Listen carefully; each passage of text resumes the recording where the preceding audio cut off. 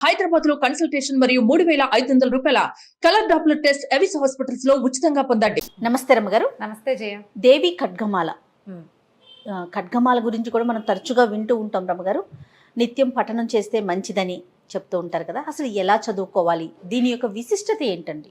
ఖడ్గమాల చాలా ప్రత్యేకమైంది, చాలా పవర్ఫుల్, చాలా విశేషమైంది. ఒకసారి చేస్తేనే అత్యద్భుతమైన ఫలితాన్ని ఇస్తుందని చెప్తారు. దాంతోపాటుగా ఇది కామ్యంగా చేసుకోవచ్చు, ఏదైనా ఒక ప్రత్యేక కోరికని పెట్టుకుని చేసుకోవచ్చు అని. అయితే ఖడ్గమాల అంటే మామూలుగా చూడు, ఖడ్గం అంటే ఏమిటి? కత్తి. చాకు కాదు, కత్తి. బాకు కూడా కాదు, చంద్రహాసం పొడుగాటిది ఖడ్గము అంటే. వరలో పెట్టుకుని తీసేది. అవును. ఖడ్గం ఒకటి ఉంది నీ దగ్గర, నువ్వు చీకట్లో ఎవ్వరూ తోడలేకుండా ఆ కత్తి పుచ్చుకుని వెళ్తుంటే నీకు ధైర్యంగా ఉంటుంది. అవును.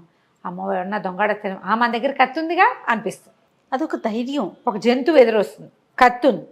మనిషి ఎదురొస్తాడు, కత్తుంది. ఎవరు రారు, తోడు కత్తి, అంతే.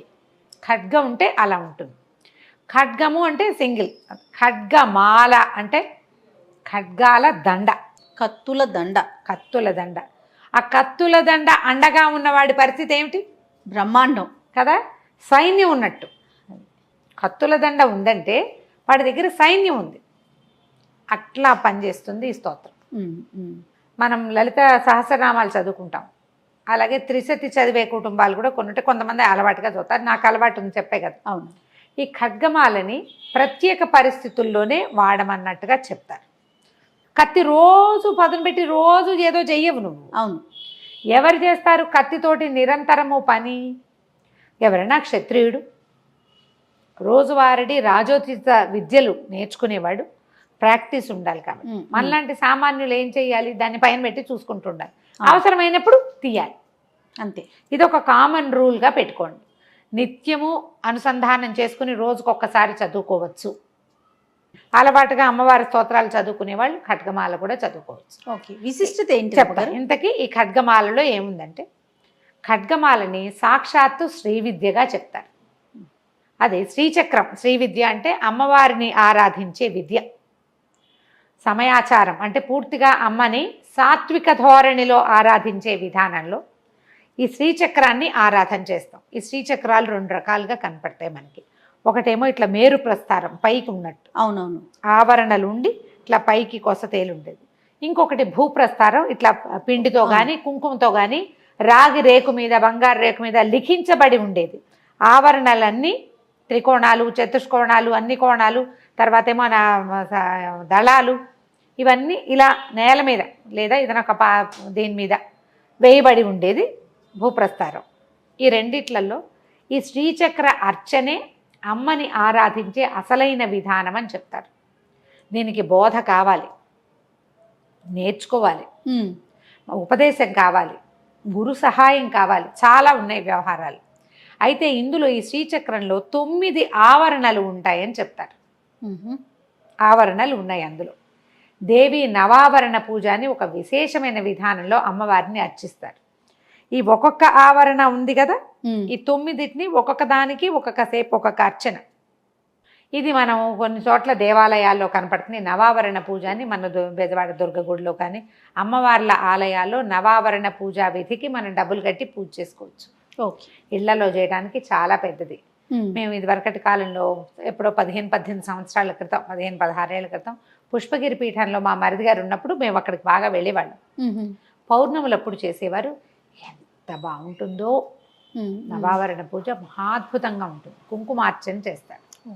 అయితే ఈ అర్చన మహా బాగుంటుంది. 9 ఆవరణలకి పూజ. ప్రతి ఆవరణ అవ్వగానే నైవేద్యము, హారతి, తర్వాత మళ్ళీ రెండో ఆవరణలోకి వెళ్తాము. చాలా విశేషంగా అద్భుతంగా కనిపిస్తుంది. ఏదైనా అవకాశం లభిస్తే తప్పకుండా తీసుకోండి.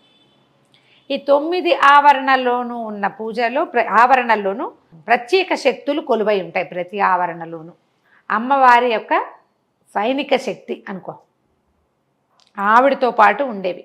ఓకే. ఈ శక్తులన్నీ ఇట్లా చుట్టూతా ఉంటాయి.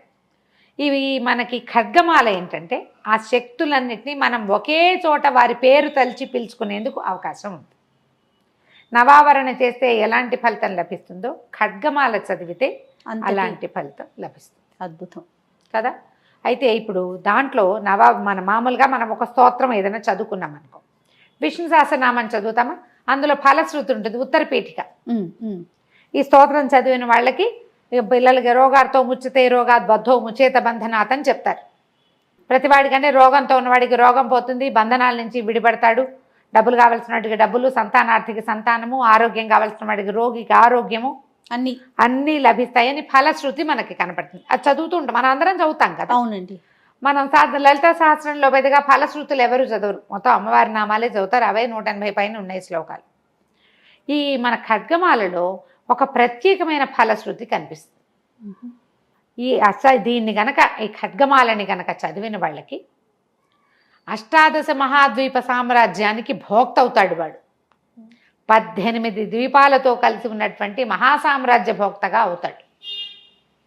అక్కడి నుంచి వీడికి ఎన్ని రకాల సమస్యలు తీరిపోతాయో, అంటే ఏ ఏ సమస్యల్లో ఉన్నవాళ్ళు ఇది చదవాలో ఫలశ్రుతిలో వివరంగా చెప్పబడింది. ఎన్ని రకాల విశేషాలు చెప్తారు. ఫలశ్రుతే అట్లా స్టార్ట్ అవుతుంది. ఏషా విద్య మహాసిద్ధిదాయిని స్మృతి మాత్రత. స్మృతి ఒకసారి తలుచుకుంటేనే మనకు వచ్చేస్తుంది. అగ్నివాతము, మహాక్షోభము, అన్ని రకాల సమస్యల్లో లుంఠనము, అంటే మనం ఎవరైనా మనని విద్య చేశారు, మనం మొత్తం నష్టపోయాం. తస్కర భయం, దొంగల భయం, వాటన్నిటి అపస్మారము, జ్వరము, వ్యాధి, వీటన్నిట్లలో అక్కడి నుంచి మిత్రభేదము, గ్రహభయము, స్నేహితులతో ఇబ్బందులు వచ్చినప్పుడు, వ్యాపారాల్లో స్నేహితులు డబ్బులు కొట్టేస్తారు, అవునవును, అలాంటప్పుడు గ్రహ భయము, మనకి గ్రహ స్థితులు బాగుండలేదు. వ్యసనేషు ఆభిచారికేషు అంటారు.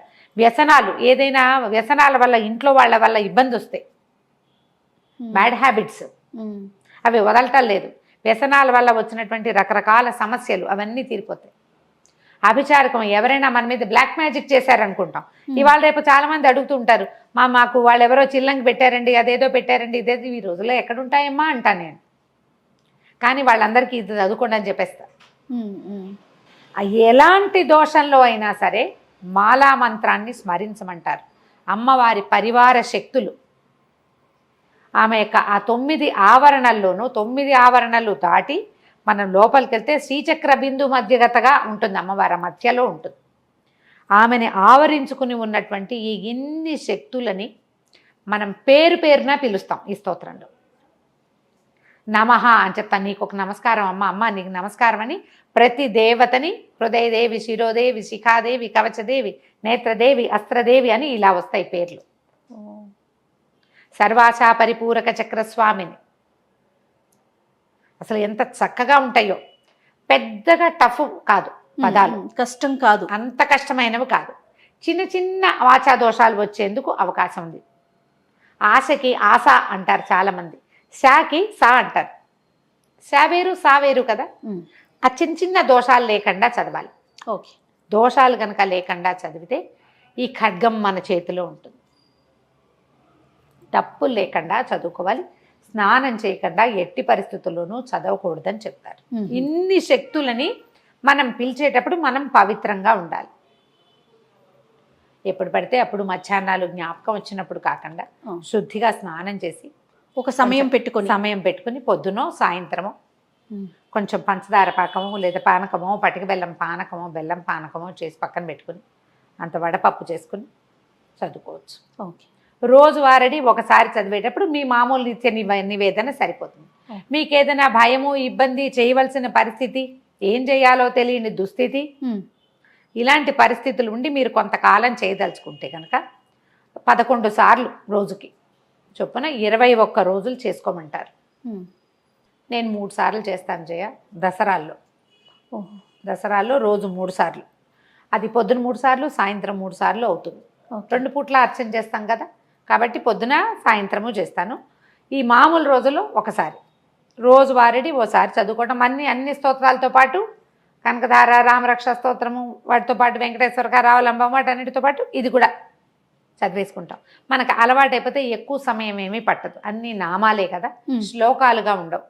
ఓ 2 పేజీల ప్రోగ్రామ్ మొత్తం అలవాటు చేసుకుంటే మనకేంటంటే పిల్లలకి బ్యాడ్ హ్యాబిట్స్ ఉన్నా, భర్తలకి బ్యాడ్ హ్యాబిట్స్ ఉన్నా, నీకు ఎప్పుడైనా జయ ఏదైనా ఒక మందు వేసుకోగానే తగ్గుతుందా? కొంత సమయం ఇవ్వద్దు, శరీరానికి ఇవ్వాలి కదా రమ్మగారు, ముందుగా ఇవ్వాలి.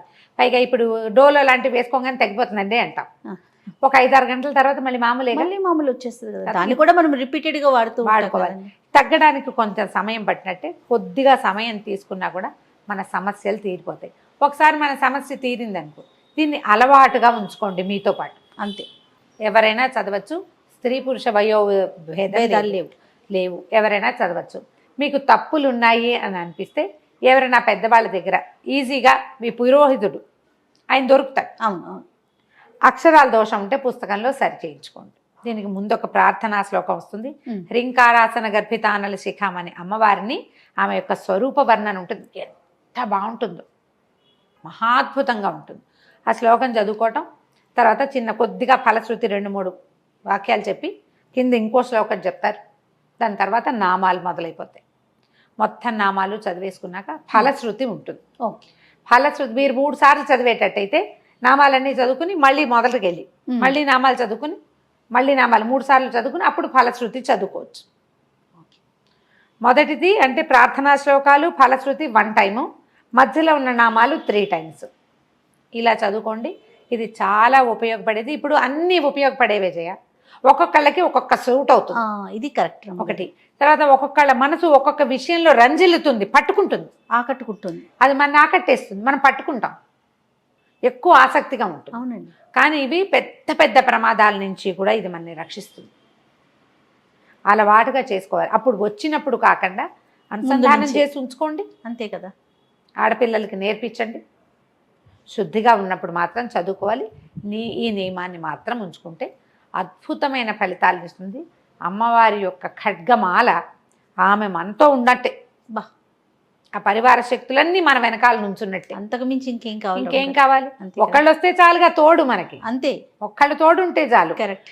మనిషి అన్నవాడు ఒకడు ఉంటే చాలు. దైవం ఇంతమంది, ఇన్ని దేవతా స్వరూపాలు మనతోటి ఉంటే ఇక మనకు అడ్డేముంది? అద్భుతంగా ఉంటుంది. ప్రయత్నం చేసి చూడండి, నేర్చుకోండి ముందు. తప్పకుండా అండి.